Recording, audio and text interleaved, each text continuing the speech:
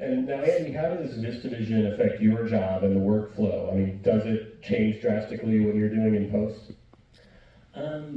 Not really.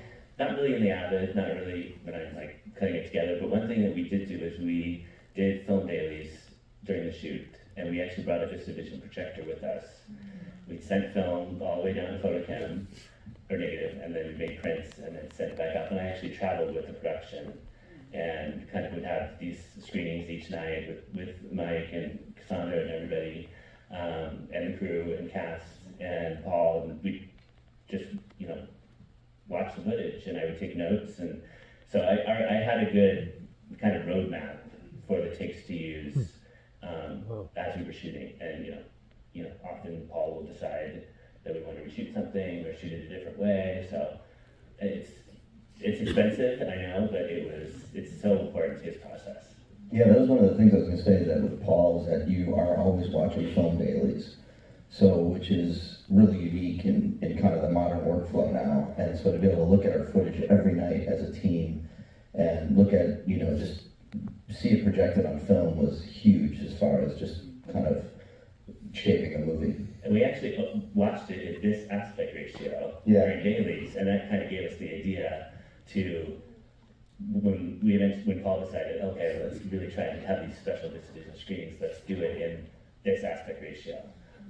Whereas if you're just watching it digitally or in 70, it's 1:5. So you got more real estate in this. Well, and how did you guys decide on this as the ideal aspect ratio? And how does the fact that it's, as you're saying, being released in a couple of different aspect ratios, how do you wrap your head around that? Well, yeah. In the Avid, it was, we never had it in this full aspect ratio, just because you want to see the performances as big as possible. So what we did, once we had like a pretty decent cut, we sent it to the DI and had them conform it, and then exported a video in this size so that we could kind of check the frame lines and stuff. And honestly, I just the poor man's version of IMAX is we have a projector at the place where Paul and I cut, and I would just sit really close to the screen and just kind of get the feeling of what it would be like in IMAX.